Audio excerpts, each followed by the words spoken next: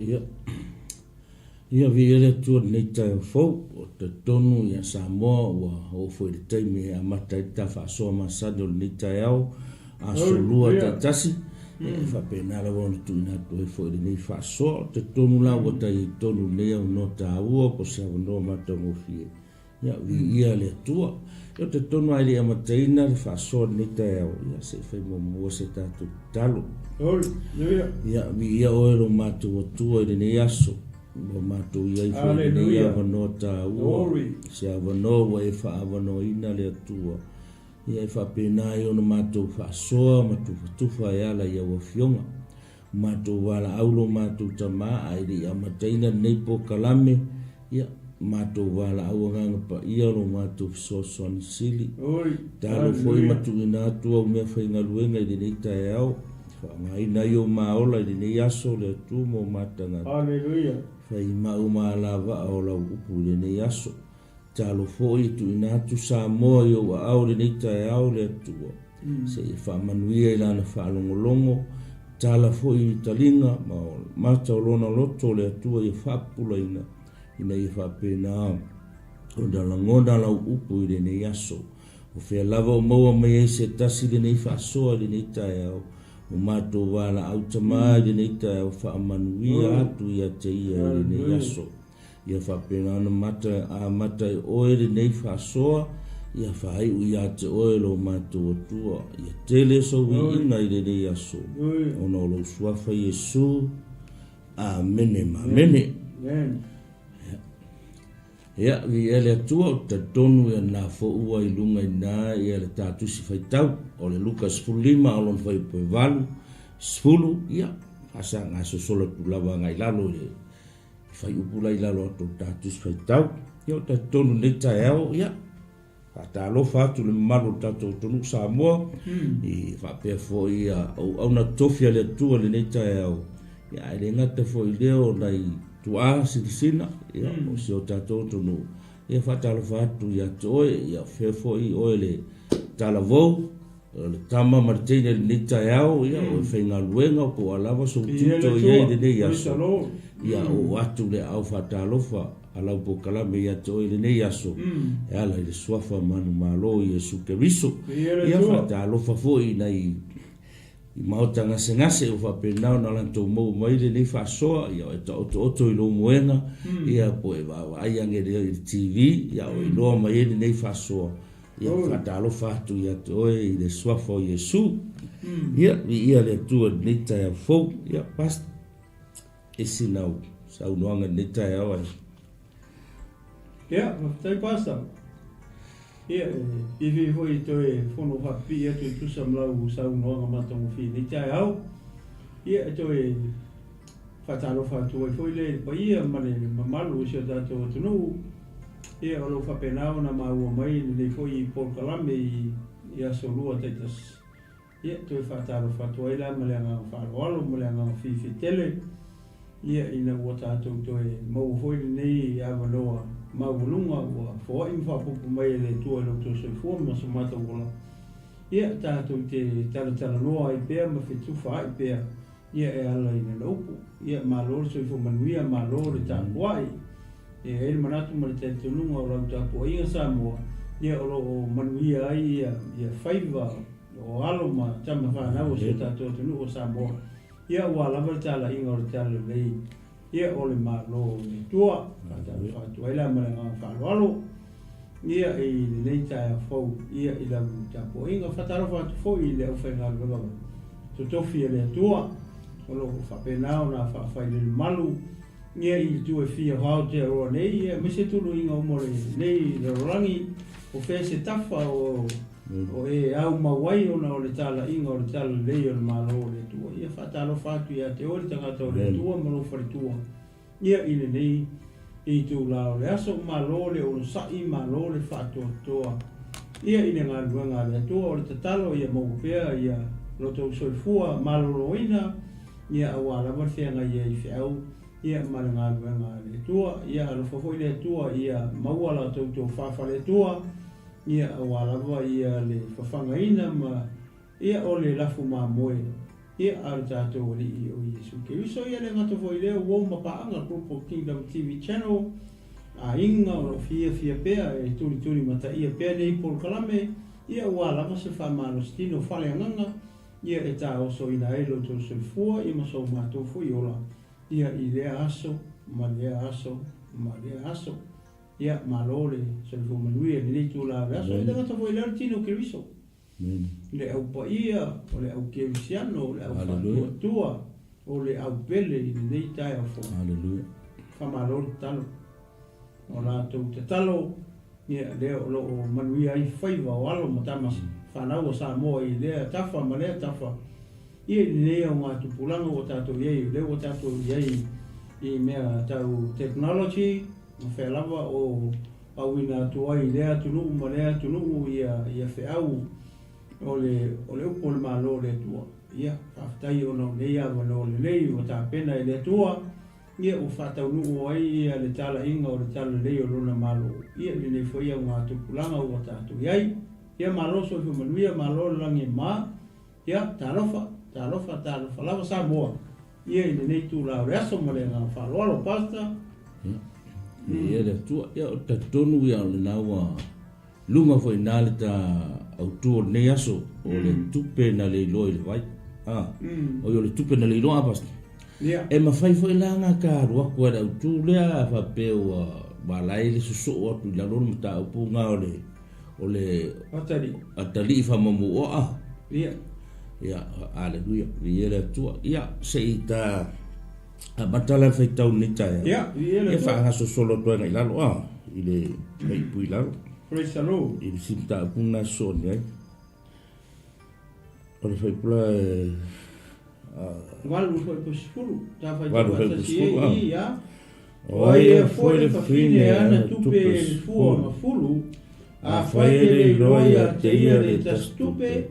Ele tu se afi. Ma tafi le fale. Ma tua sa ilia i se ia maua.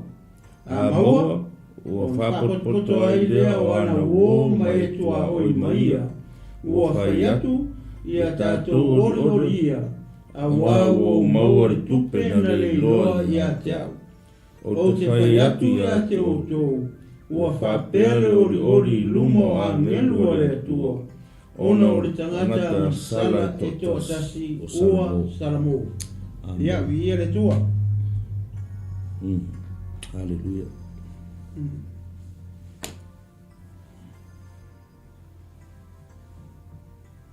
Ia, salo le au mata mea tu ia basta. Ia, penoi. Ia, Samoa, leo e tanga ia e leo du tala. Ia ole, ele manatu ole du tala, lava le te mau e tongu i. Ole tusi lea luka e 15. E tolu ia fata oto, o le fata oto mai tonu le tusi lea luka. Lea laua umao na maa tala noa tu i le maa moe na se le vai aso le ntua na iatu. Ai o le faa kau kolonga lua lea. Lea wata ua o le tupe na leiloa. Lea o lea maa tala noa tu i leitu lao le aso. Afa pe alu le mafasoa i le fata oto le tupe. Pe a whapea o le a maea o na mafasoa tu ai. Io na ma me ia tu role la lo le fata auto muri o ai pe no fai tu tolu fata auto le ta auto tono le ta ku luka le spululima ya fai foi le ai o le ma uma ile tupe na le lo o lo no venga ia o le ata to o ile atali ia ile vai so fo pe au ia le rufo malanga le o le to va ai ole o le upo lea whata oto. E lei ma se si e malama le winga le upo lea o whata oto. Ona o le whai mai le whionga pa ia le atua. O tele o whetalaini ngā Iesu, ngā ia wha o ngā ele mele le upo lea tau o le wha ta oto. Po le parable o te whapetania. O le kele la o tangata, e le malama i le winga o whetalaini ngā masau noanga a Iesu i lona whaonga ina le upu ia whapea. upu po tala fa auto nei ua na ele malama mai fo ia so o Yesu mai la to ia na filifilia Yesu fai mo na so le sa fe muri ya Yesu ele malama mai fo ia so o Yesu po le ale wingo le upu le ta o le fa auto ai fa tai fo le so o Yesu na o afisidi ia Yesu itua le tai mina o la to ai na o la to i mai Yesu le wingo o le fa auto le le wingo o le fa auto le le winga o le fata otoria ia na whamatana tala le Yesu ia winga o fata otonga Aleluia o le tani sao o le mele o le fata oto le te mau e le tala hui le ia Nikotemo na ua sau ia Nikotemo fesili ia Yesu o inganga ke mau ai pe o le ia o ne tolu pe o lona foi upo sifuru tolu ngai pasta si su era pesado yo le tolu foi por sur con ele wingo le pul la fa pe o Yesu foi ko que le tali tolu e tala yo que foi ku ya o ko fa fe fela o ko kari ko i kala fa le lang o lo winga ia pe yo ko pena Yesu pe foi por sur tolu fai ko que le kari ko i tala fa ta auto ia de fitala ia tua Yesu kala ia fala lang fa fera ona to kan komu kala fala lang o lona winga o le winga le pule fata o to pole parable fa pea o le earthly story but heavenly meaning o lona winga o le kala fala lang o longa winga e winga fala lang se foi ka uma era pasta ele ai foi se tasi na rua i le langi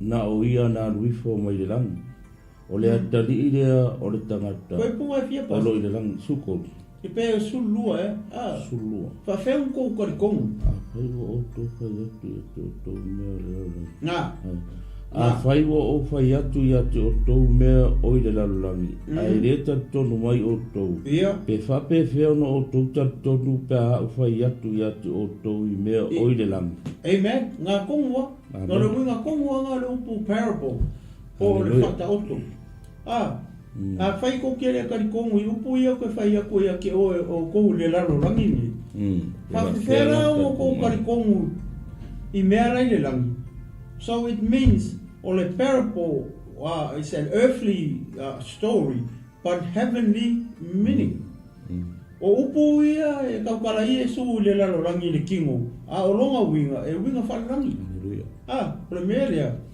le malama i te le o tangata i le upu lea e kau o le tala wha oto e ke mawaila i le ione le toru foi po sifuru rua e a whai e ke study a little bit more about parable malonga winga ia le ua ma whamatala atua whapea i ngei tula o le aso ia le rei mo kako uma me se tino ke viso le mai moa mai Aleluia ia male au pa ia male au pele male au fatu tua le tai au le le kako malama le upu le ka o le fata oto po le parable pasta o e sau ngola i o ka whama mranga o le upu lea o le winga sa o la vala o le upu o le kau whakupula longa winga o le aka fo i o le kala whawhakusa i Yesu le whai lalo ni o se peila o le mea le leo maa moenga se le kakana mo vaso le o le o longa winga o le mea ngā o le rangi longa winga o le aka le me heavenly meaning amen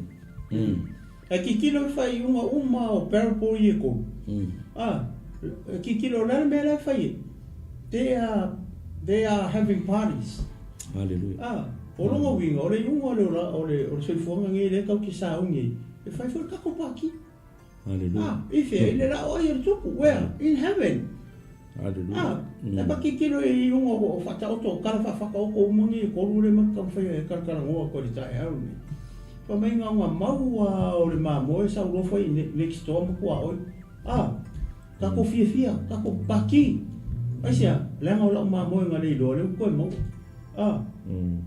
fe me happen nei me nga mo tu tala fa ta o o ro winga o ka ko kako kapenga ma kako saungi inga ia kako mau kako fa mo le ola fa va mo ma lo le to o ngai fa ka pa ki mu aki kilo umai itala ia to e kukusa umai uma le fa i uma te a pari fa la ko pa ki fa te nga vo ila le mia ia le tupele mo mata no to ni tai au ni a pe o le me kam fe fe se ko fa ma kalkala kilo mo le pule o le per po fa ta auto ia mo se le lei mo tino ke viso mo ka ko uma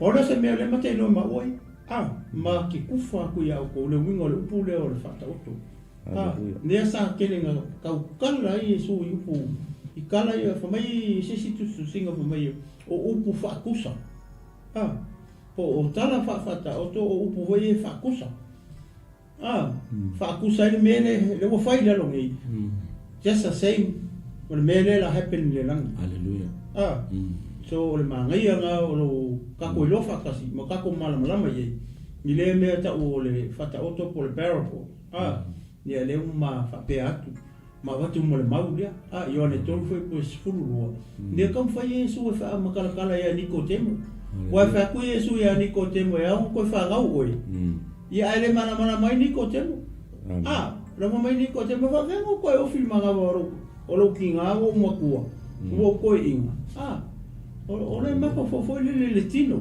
o fitalinga yesu mana sa mo e fa ale nganga fa le nganga fitalinga yesu pe o le sisinga mela le inga le mala ma te tangata ni le mele ta o le fa ta auto ya le o ma ka ua ko kusi le ma fa ma ni yang yo ne tolu foi po sfulu le kom fa yesu foi le fa ya ni ko te fa fela ai le ka ko mu i kala fa le la rangi le e fa fela la ka ko mu i kala fa la just the same thing ya le la ma o lo la fa ta wa foi po ye tolu e kusa male mata upu le ma u ya to no mo ia se mala anga i foi le tino ke iso ila o fa fo ngai mala si la mai mo ia ni tu la le aso mala nga fa lo ia pasta o le ata fetawa foi pula val viva se fulwa ko foi ko ia ta fetawa ta si ia oi e foi le fine ana tupe se fulu a foi le loia te ia de ta tupe ele tu se afi ma ta le fale mama tua sa ili ia mau mau o fa pot aya na o mai o fa yatu ia ta to ori awa o mau le tupe na le loa ia o te fa yatu ia to o fa pele ori rumo a ngelu tua o no tangata sala i to tasi o sala mo o mai le uma pa mai ufa pele ori luma o angelu ole tu family happen in mele o le langi o le langi le happen in mele e lo winga nga reka ki ka wa ko fo le winga le upure tala fa fa tauto o le kala fa la langi o longa winga o le winga fa langi le ala wa mention mai i fa mangi i fa fa tau le foi mai la le fa mai o le fafine ana tupe e se furu e se furu kupe le fingi o le famele fafinga i lalo i o inga le loa ele kupe nga le loa ia ele i loa e sisi pe nga ave i sanga kama pe nga ave i sisi ka haka kupe i e se furu sai fafinga sai a ke ia tupe i e se furu kilo hoi la le situ le position e fo fingi ma le ngofo anga le fo fingi ele yalu fo fingi i le shopping ele yalu le fo fingi i se singo fo anga ma kupe i se fu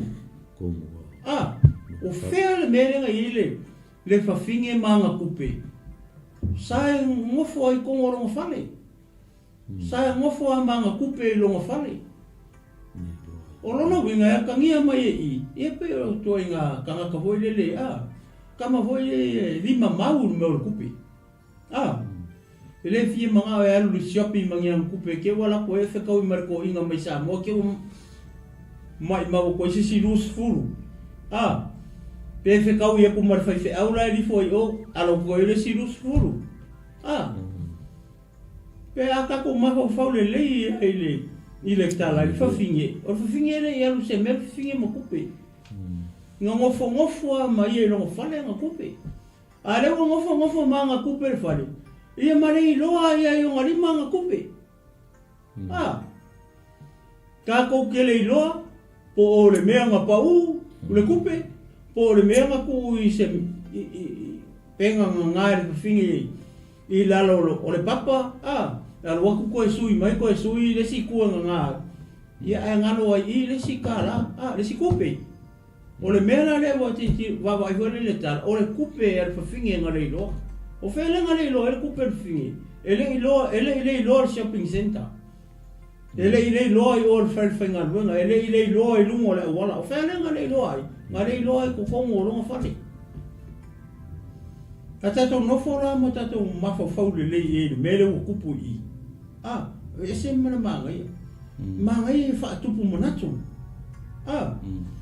Aka ko kilo ile ata o fafine to tonu ole afiongo pa ia le tua. Ole ata ole ekalesia ke viso. Neanga ole kau kala ile afiongo pa ia le tua. Ole aka ole fafine ko kongu ole afiongo pa ia le tua. Ole aka ole ekalesia ke viso. Ole ale mele o kupu i. Ole ale mele o kupu i le ekalesia le. O aku pe ia. O le ata o tangata o le ekalesia. O le aka o e maa o makako. O kako o le kupe le tua. O fere kapi ei. E kau kele o runga le wala. Kau kele o shopping center. O le kapi fea. O le kapi kongu o le ekalesia. O le kapi kongu o le manu. O le kapi kongu o le fale. We are in the house. We are in the church. Hallelujah. Aki kilo foi la ye. Ele o fai mai ngale, wale lo le kupe finga le lo ale kupe finga ia. A fele le lo ai. Le lo como loku. A fele o mai mo mai sta e au ngi. Sa mo ma la si na ma mai mo le ta e au ngi. E ma fai o ai ko kongu o le kalesia ke viso. A ngai ke le lo ai. E ma fai o ngai kongo loku ma le kalesia ke viso. Angai ke le loa nga. Ka mai a Yesu, nga o sau sa ili, ma faaola le nga le loa. O fere ke le loa ai. E ma fai a ngai le loa kongo loku. No fere me nga le loa le kupelea. Nga le loa kongo fane. Ma le loa i kongo i o le a ka finge. O le haka o le kalesia ke viso. Hallelujah. A o akupe. O le aka o le kalesia, o le aka o kangaka. Ko fia le fai o kangaka le kongo le kalesia. Ko se furu. A le meo ke whawhakai e le tala whawhata oto lea. Ngā le kasi a ngaka lele i loi kongi. Ngā le kasi a le ko inga po loma kua por karwou. Lele i loi kongi. E le lua le kolu le wha. Awa nga le lo uma. Rongo winga le kalesia le lo uma le kalesia le. Ai whawhetai le kala whawhata oto. O le whamangaku mai o ele ke mai moa mai maau. Le kaukala aku mamori mau o kurkai au ngei. Whawhekai le kalesia lea. Ngā le kasi arka ngaka o lele i loa kongi. Amen. Hallelujah. Ele ianu whiwhinge su e i shopping center. Ele ianu whiwhinge e su e Samoa. Pe su e Amerika, pe su e i sesi suburb. Nga suku ai ko kongo le kalesia isa. Nanga lele lo kongo le kalesia. Kasi le fe au mo le kalesia ke viso. Olea, ole va ai po o ai le kangaka lele lo tonu i. Amen. Hallelujah. Praise the Lord. Vi ia le tua i le nei tai au. Le manga i ngai kono wa fo i po le. Ole kala le. Ai o ngofo au ia mo mafafamu kilo e kolo foi upu. A que não é o mar po ele au ngai malaso ngai fa makala ku fa ko le. Mas é, ne ngai ke ele loco le upo le tua, ele me fai ka ko ha e inga le whainga ka ko mauru inga pe e maua e lo loko e lau kele le upo le po le whainga ka whamakala ia ngo ni ko upo mangi maua foi kala ma pasta haleluya la leo wa mata tu fa pe au kilo ile kala wow o le aka o le kalesia ke viso haleluya e ko se fulu ka ka o le kalesia ai ele tangaka ko kasi lele lo ko mi o le aka o le kupe o le aka o e ma o makako o le aka o tangata ale fa mai tala fa ta oto fa mai le wale loa fer me le loa ko mo fale le loa ko mo loku le loa tonu le kalesia ai fa fetai ile tua male kala fa ka oko le ala fa singo mal finge me fai haleluya vai basta e con we me ele ko mai ya ole bele wo ye do so bona ya ole tupe la kalmo ka tanga la ngal tala fa ta oko pa kala fa ka ko le ala wo le lo ai vai le fa kalanga me le fiong pa ia le tua le kupe fa me sa kukun mori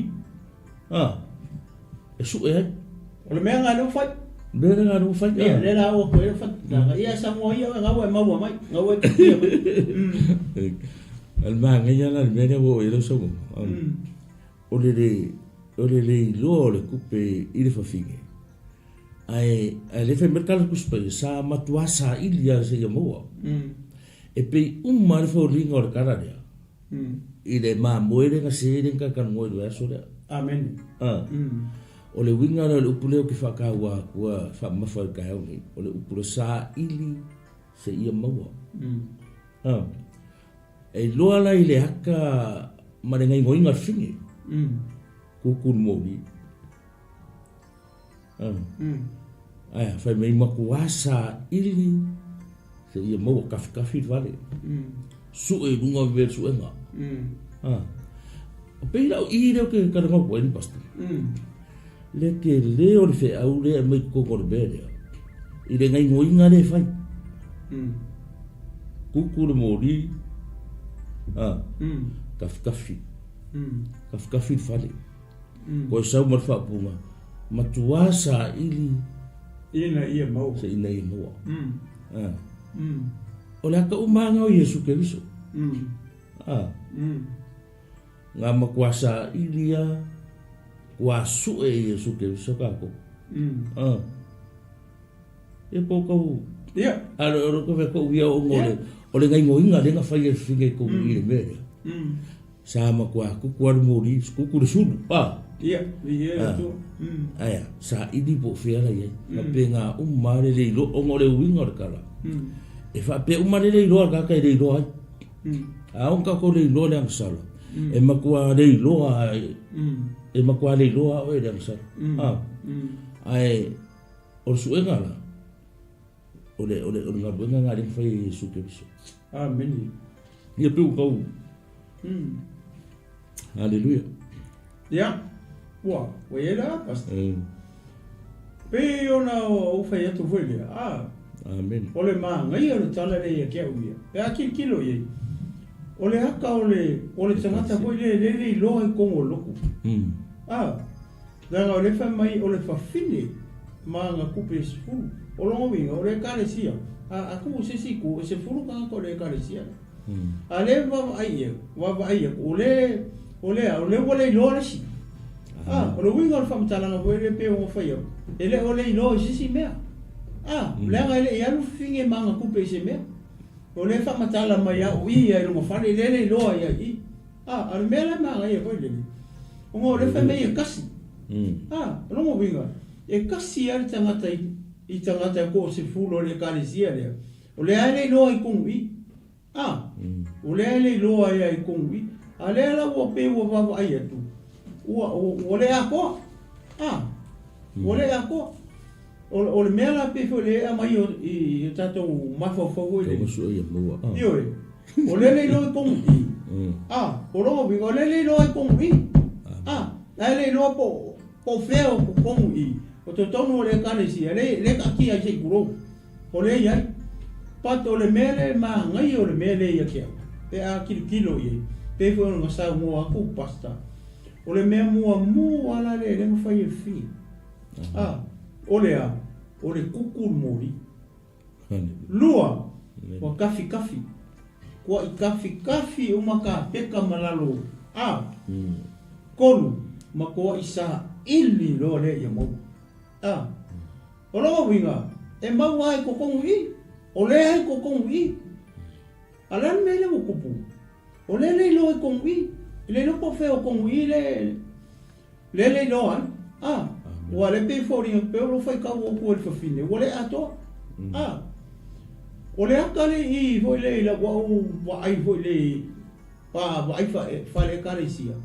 Sa mo mala u sila mala u fa fon le tai au. Ke lo le kare sia le. E pongisa. E pongisa le kare sia. Ole mafua anga kongu anga ole lo ya le sikupe le. Ai sea, la me pongisa. Ole ale mele fie mo mori mai I. E fie manga o mia ele kare sia le malama. Awa ale ase malama. Ele maua, ele kupe le lo, ale lo kongi. Aleluia. Olo o tangia mai ai. Ne ka manga o mia ele kare sia ole malama. Ai sea, nanga le wa makanga le lo akules. Le lo pe umar vai aso le ale lo akules. Umare si vai aso le lo akules e waranga le lo umai. Mafua mai sea. O ngai le aise malama lama uto tono le karisia. Ele aise malama lama ko kongo le fale. Vai le fale pongisa. Fa fenga I lo pongisa le fale o fa fingi. Ale fa mai e kukun mori, lo vai pongisa le fale. Foringa mai. Pele lo fa fingi ngal waku sifi mai a kupe mai sisi me ngal o ko ne kupe I. Ai sea. Langa ni se mori, pe foringa mai ole, ele fai pongisa me al finge kongo no fale. Ele se mori. Le mua mai a. Kango lo finge kuku lo mori. Amen. Ola lo mori. Ya. La le upo Yesu I. Yo mo so oma. O ko le malama lama la. Olona winga fia manga o mia ale mana malama ko kongo le kale sia ke viso. Fia manga o mia ale mana malama ko kongo le loku. Le anga o le kinga o le aka o le kale sia. O kupe o le aka oe ma o mai kako umo fele kako ye. Nye ka ko kongo le loku. Ai baba ai aku ye le mele kupu I kongo fare pong sa fare. Nye fa ko the first time le fa ko aka o mai wola mori. Mai le amakanga.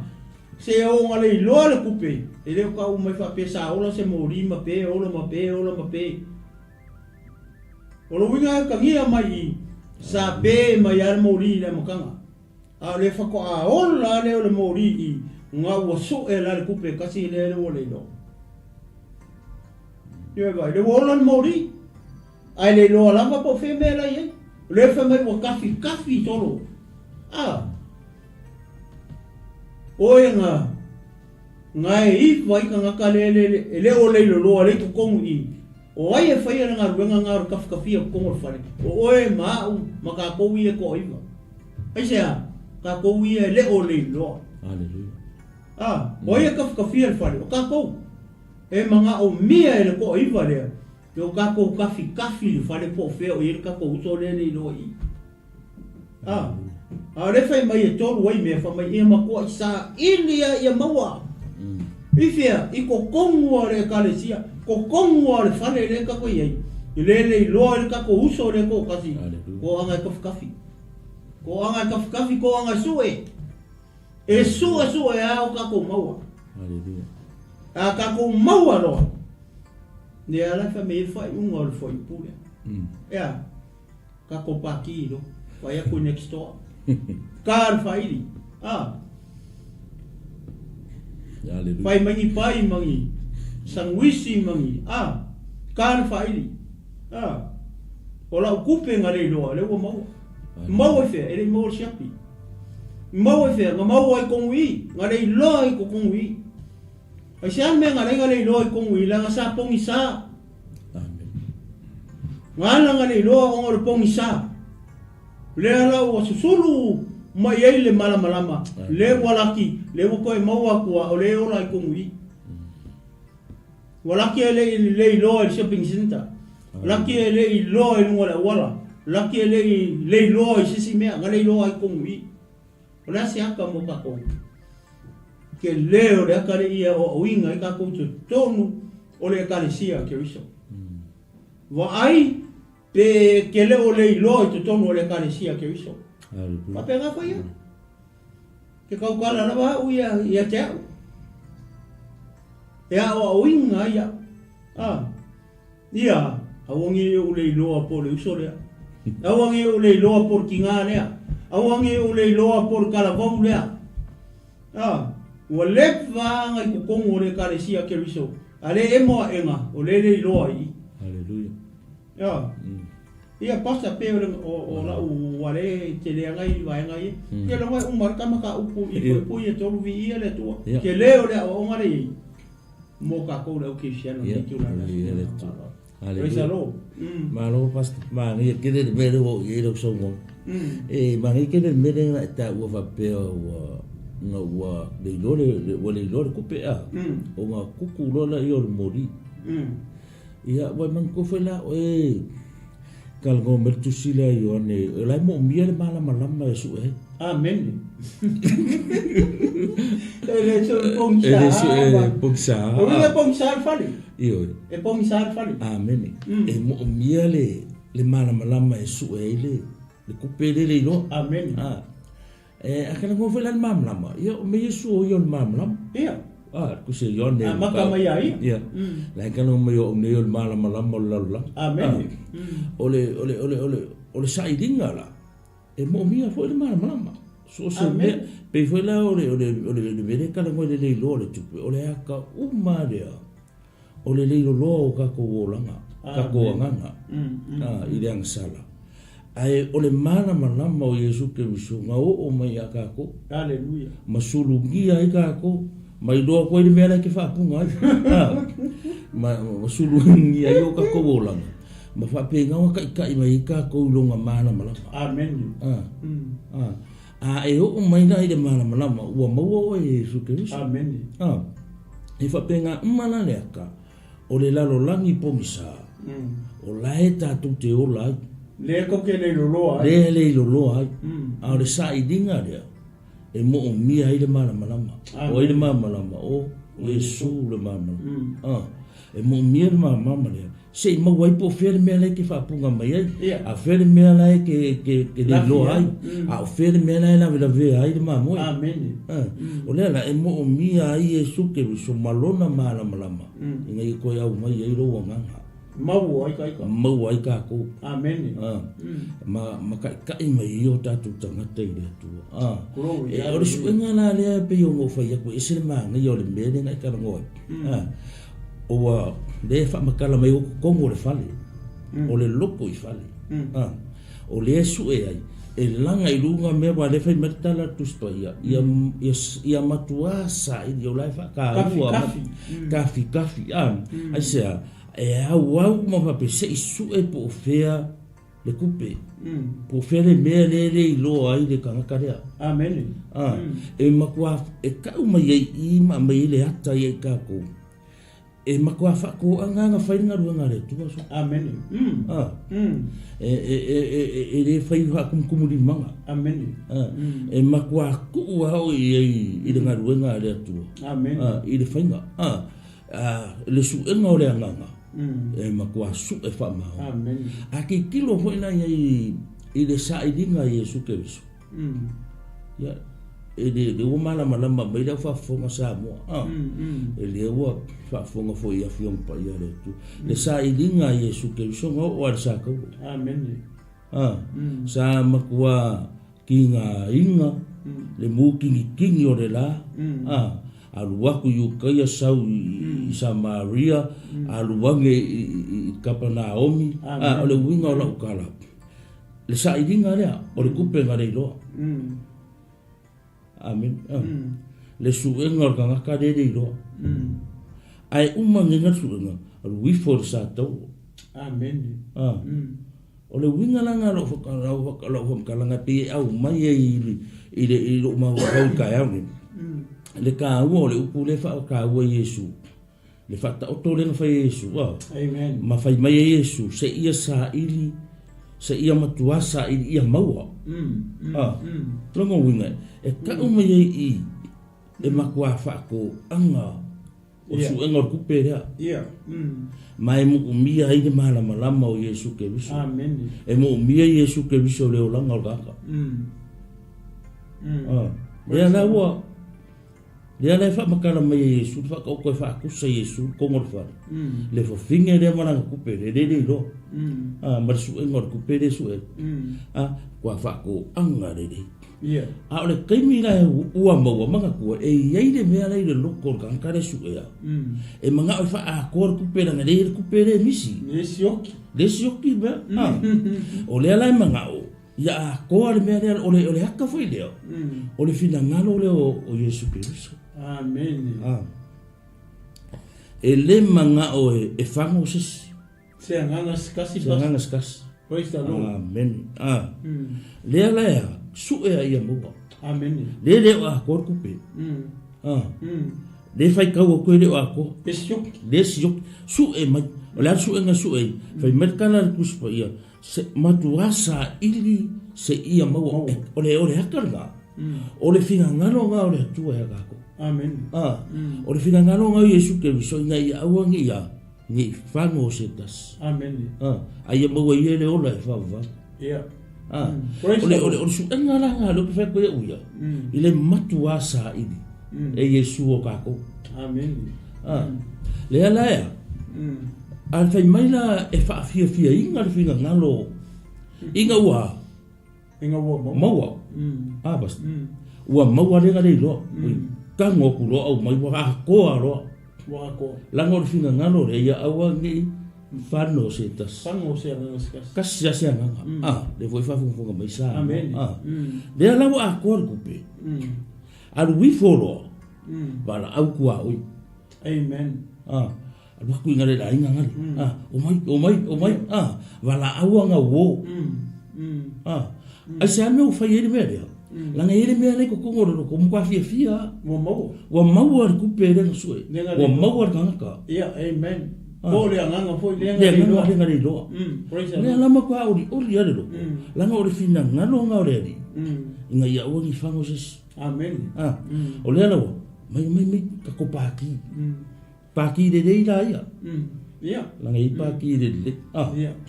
E mango pisa. Ole paki de. O le fai mai o mai ka ko oli. Ai sea. La ku pere ga le ro ko mo. E le manga o ya sioki. Manga a ko a ko ka ngaka. Le ko mo sud. Su mo ka fa. Sifuru ka fa. Hallelujah. Ai la ile ma ngai foi la le o mai Yesu ia. Amen. Ka umai ka ko. The mystery of your parables. Amen. Mele o ka reveal the mystery. Hallelujah. Ai dai o i ka ko ke ko yo ka ko lo ka ko ngi fa lo ai lama ai da fionga de tu. Ile fe au lai mo moli mai ko. Wa ka umai sa i ngor kupe. Le mera ile loko por fatto le tua. Amen. Nga ya awangi lusi sesi. Awangi me mauskanka. Awangi fango sesi. Amen. Praise the Lord. Le nga mawa ori lo. Wa fia. Ole si sai o la me kala pasta. I kala uma ia. Ole mari. E pa kila lo ngi. Ai ori ele langi. Le langi. Ori ia ngelu. Ole aka la ila. Não foi o parable. Amen. Não foi Yesu ya Nicodemo. Aleluia. A fei que ele quer com o cara que foi com. Fa fera nga quer com o e meu le lá. Por um vinho o cara ia me meia foi de kingo. Usa leia me meu le lá. Leo par pa aqui lá. Par fifia. Amen. E ela foi igual. La ori yang elula. What a story. Kaka kilo mele purpose. Hallelujah. Le tua. Ni kiri le mele wo kana mo mai le fiom pa ia le. Ai fai mai la le kala kuspa. Wo oli ma fi ku pere ngare do. Ai fa pe me fa kala. Wo fa pe oli rumo a ngelu ale tua. Ona ole tangata nga sala e totas. Wo sala mo. O la mele wo ori ai angelu rumo le tua. Pero ba ngi o le va inga marea ko. O le langi. That's heaven.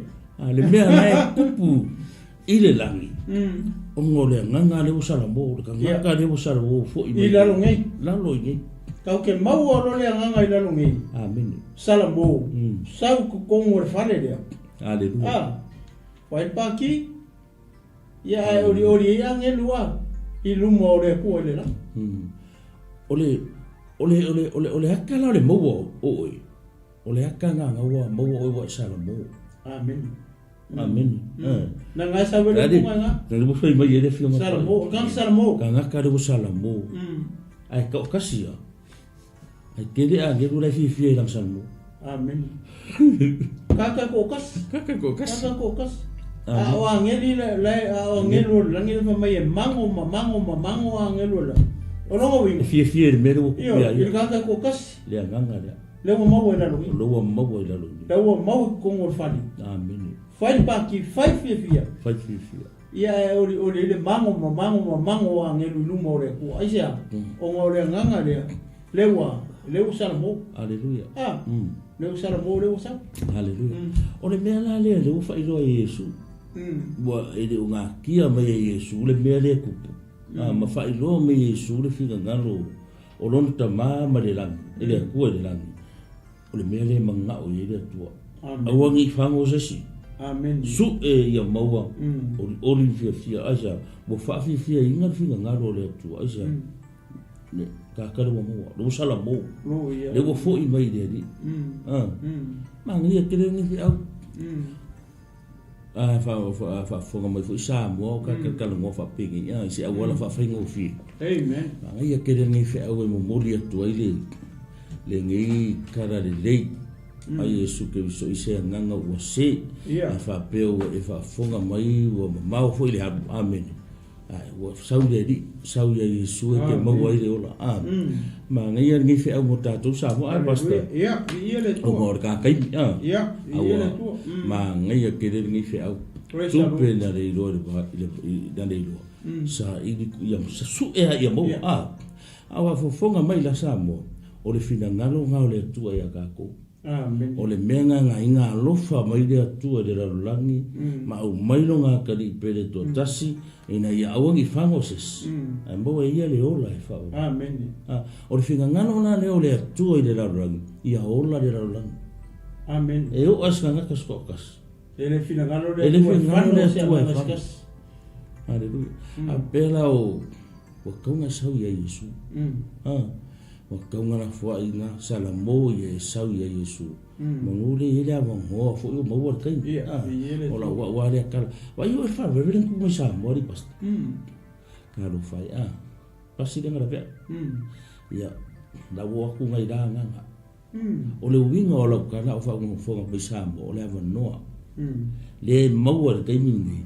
E ka kau yo e ku wa ku ilo ola ya Yesu. Amen. Wa ka ko ke le loa me fe wa ye ma me ke e wa fa fo sis. Amen. O le ke lu mo le lenga. Le lava no. Le ye le mo o le kai mi ga ni. Ba fo nga fo le fe au. Ye e si le fia ma tato lo fatas. O lo sa ili Yesu ya ka ko. Wa ka wa yo ku lo wola ya Yesu. Amen. Ve Yesu ma li ma fa ola yo. Amen. Ia pasta be ise me o fisa ngua ia i fa marka. Ele runga sala ele mata mo fie o le ele te tala no ni. Hallelujah. Ko ia pe ia upo Yesu. O te le sau e wala au ia me tonu. Amen. Ana o sau e wala au ia nga sala ina ia la tu sambo. Hallelujah. E pe upo mo e fai. Hallelujah. Na fa me o fie a ngelo le langi lumo le tu. onga o le nganga kasi o salamu. Amen. Ele whapea la o longo winga tangi mai o kaka lele lo ai kungi. O kaka le o yei mea. Amen. O tangata le salamo. Longo fia le tangata foi le o salamo. Ele solo i se malama ai solo il pongi sa. Hallelujah. Ale uka ku fa longo memo mo le ma fa il kinga o le kuku o le.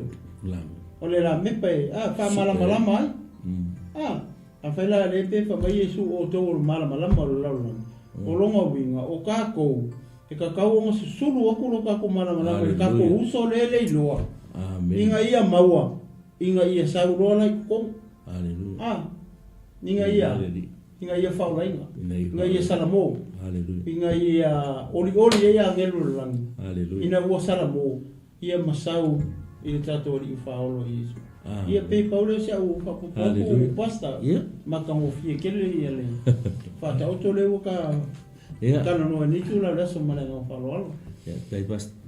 Mi ele tu ke kong Samoa ia o le fe au le mo tato ni aso. Ma pe o mo mai nei fe au mata mo fie. Yo ka wa ku lo so fu ia Yesu ku lo ola ia Yesu. Le ai fa ia manu o mo le amano. Amen. Tu ia pela o kala mele ava noa le emisia. Amen. Le wa fa fonga i mi le upo le tu. Amen lo ola ia Yesu. E ko fia ka usanga nga wa ia ka usanga ka ni. Ke lo se ha o ka usanga se la. Ngi yo va ia de mele ia fiku solo. Ni masolo lo wa le kala fa ma ku nei. O ko kala ngo le ka ni. O le mo wa ka wa le ka ko ka fa nga iro wola vo Yesu. Inke wa yo mis. Amen.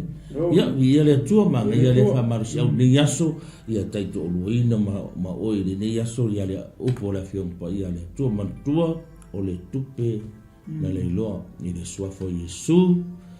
Amen. Tatu talo. No mantu tua ile ni tai au. Ya fo ya tu lo wi inga ile ni yaso.